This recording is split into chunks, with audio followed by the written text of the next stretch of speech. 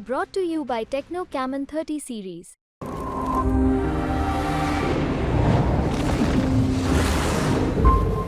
बिहार की जनता और देश की जनता ने इनके 400 पार की हवा निकाल दी है और इनकी विदाई तय करके रखी। 10 वर्षों से वो भी यहाँ सांसद हैं। डबल इंजन की सरकार है और सब लोग मिल करके देश की जनता को, बिहार की जनता को और पाटलिपुत्र क्षेत्र की जनता को बेवकूफ समझते और बेवकूफ बनाते आए हैं। लेकिन इस बार जनता ने इन तीनों लोगों को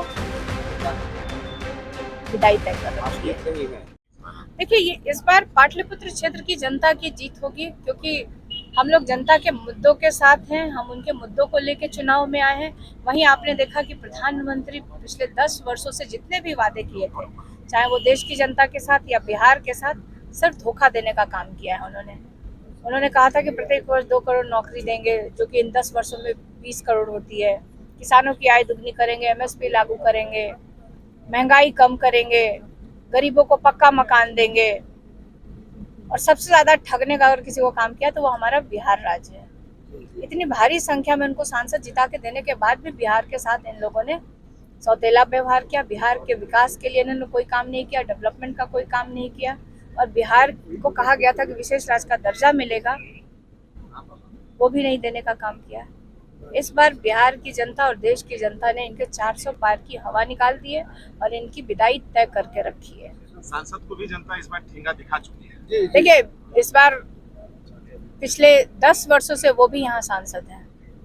डबल इंजन की सरकार है और सब लोग मिल करके देश की जनता को, बिहार की जनता को और पाटलिपुत्र क्षेत्र की जनता को बेवकूफ समझते और बेवकूफ बनाते आए हैं। लेकिन इस बार जनता ने इन तीनों लोगों को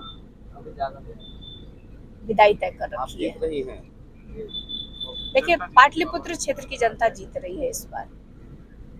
अभी देखिए, अंतिम चरण का चुनाव चल रहा है। 8 उम्मीदवार खड़े हैं यहाँ पे, इंडिया गठबंधन के अलग अलग दल से। कोई राष्ट्रीय जनता दल से है, कोई कांग्रेस से है, कोई माले से है।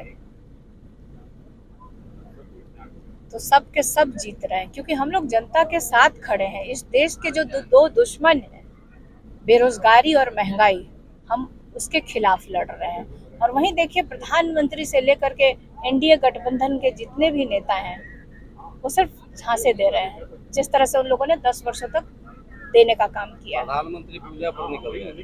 देखिए, सुना प्रधान कर नहीं सकते थे, कहाँ कार्यक्रम लगाते हैं। तो ये उनका एक अलग तरीका का प्रचार है। आप बताइए कि ध्यान करने के लिए हजारों कैमरे की आवश्यकता होती है। मैं भी ध्यान लगाती हूँ तो मुझे प्रचार करने की आवश्यकता नहीं है। मैं पूजा करती हूँ तो मुझे कोई कैमरे की आवश्यकता नहीं होती है। लेकिन दुर्भाग्य देखिए, इस देश के प्रधानमंत्री को हर एक काम करने के लिए उनको कैमरे की, मीडिया की आवश्यकता पड़ती है। दिखावा होता है। बिल्कुल दिखावा है, एक तरह का पाखंड है। अगर आपको पूजा ही करना था, आपको ध्यान ही करना था, तो ध्यान आपको देना था 10 वर्षों तक। जो आपने वादे किए थे नौजवानों के लिए, जो वादे आपने किए थे किसानों से, जो वादे आपने किए थे महंगाई कम करेंगे महिलाओं से, उस पे आपको ध्यान लगाना था, ना कि इस तरह का पाखंड करना था प्रधानमंत्री जी।